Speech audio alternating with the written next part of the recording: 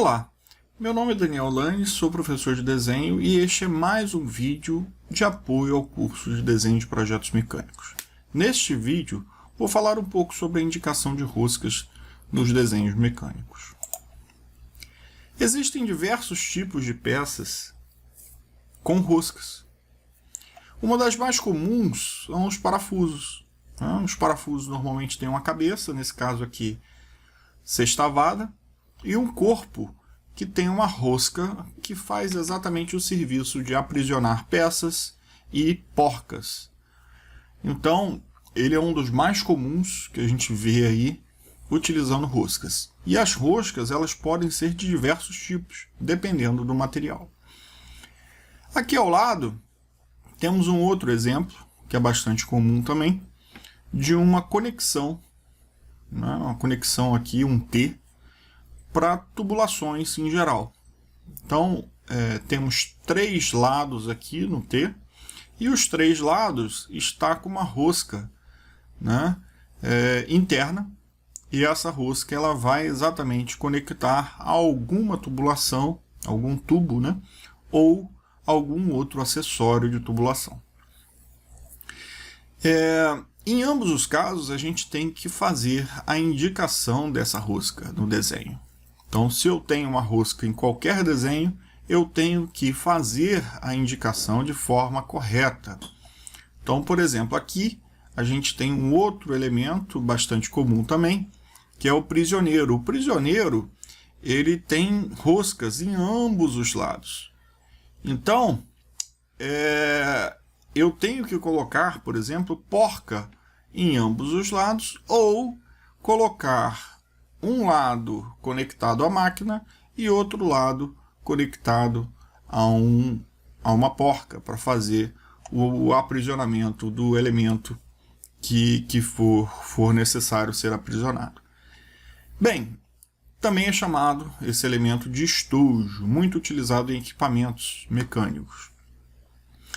Para fazer a indicação dessa rosca, eu não vou precisar representar o fio, né, com a angulação, com o tamanho, né, determinado pelas normas.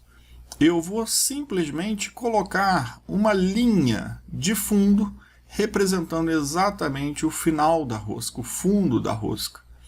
Então, aqui logo abaixo, para dentro, né, logo abaixo aqui dessa linha de contorno da minha peça, que vai ser a crista da minha rosca, eu vou ter o fundo da rosca, que é feito numa linha estreita, né? Em ambos os lados, aqui em cima e lá embaixo também, eu tenho contorno e também a linha de fundo de rosca. Quando eu vejo de perfil, eu vejo exatamente o fio da rosca se fazendo aqui, né, por dentro do contorno aparente da peça, do meu estojo ali, né? Só que esse círculo interno aqui, que representa o fundo da rosca, ele não completa uma volta inteira. Por quê? Porque como eu vejo esse primeiro fio se acabando, né, e sendo sobreposto pelo segundo fio, esse fio ele não termina aqui nos 360 graus. Então, por isso que eu interrompo, né, exatamente para diferenciar de uma aresta comum, né, para a minha rosca externa, nesse caso, né? Quando eu faço um corte, um desenho de corte, a achura ela vai interromper essa linha de fundo de rosca, tá? E vai achurar toda a minha peça, né? Então eu continuo com a linha de fundo de rosca, mas eu coloco a achura interrompendo essa linha, tá? Como se a rosca também fosse cortada, e é o que acontece, né? Bem, quando eu tenho um furo roscado, esse furo roscado ele pode ser de fora a fora, né? Que é o furo passante, né? Mas ele pode ser um furo cego, como esse caso aqui, tá? Nesse caso, o furo ele não vai para o outro lado da peça, então eu interrompo ele no meio da peça. E a minha rosca ela não consegue também ir até o final, né? porque eu tenho um comprimento útil de rosca. Então essa rosca ela para um pouco antes do final do furo. Para fazer a rosca, logicamente, eu tenho que fazer inicialmente um furo. Esse furo ele vai ter um tamanho determinado pela norma, né? E depois do furo eu vou utilizar um acessório, né, de rosca chamado macho, que vai fazer exatamente essa rosca dentro desse furo, né? A identificação, né, a indicação dessa rosca aqui na minha vista é exatamente como a gente viu, né, no exemplo do estojo.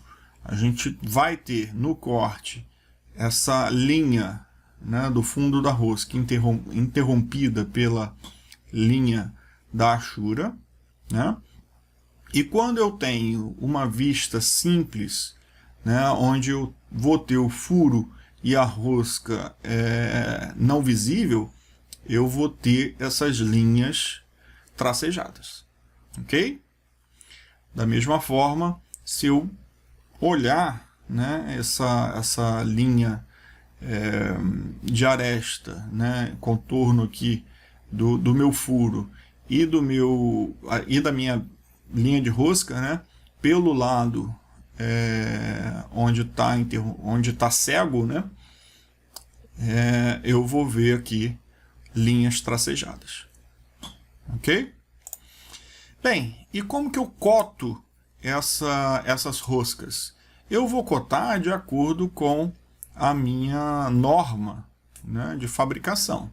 Então, hoje aqui no Brasil a gente usa muito o sistema métrico, né? Então as roscas métricas, mas existem também as possibilidades de utilizar o padrão Whitworth, o padrão a gás, o padrão retangular, trapezoidal, dente de serra e também redonda. Redonda é muito utilizado em alguns elementos específicos, né, como os bocais de lâmpada, né, são muito utilizados nas lâmpadas a rosca redonda, até porque é feito com um material muito fino, então não poderia utilizar uma rosca triangular, como é o caso da rosca métrica, né? E como é que eu vou indicar? Eu vou indicar na própria cota. Na própria cota, eu vou dizer que aquilo é uma rosca, né? Então, se for uma rosca a gás, eu vou utilizar um G antes da rosca e vou indicar aqui o tamanho dela. Roscas a gás é padrão em polegada, né? Trapezoidal tem um TR e vai ter aqui o valor, né, do diâmetro e do passo. Passo é o quanto eu vou andar, né, em uma volta. Então aqui eu tenho um diâmetro de 30 e um passo de 1. Né? As outras medidas estão aqui em outras cotas. Por exemplo, a profundidade de rosca, a profundidade do furo, né, e o tamanho total aqui da minha peça. Se eu quiser, eu posso fazer uma indicação simplificada tanto do tamanho da rosca e do tamanho do furo, né? É uma possibilidade também. Para roscas métricas, eu sempre vou colocar um M na frente do valor. Então aqui M20 significa que é uma rosca métrica de 20 milímetros, né?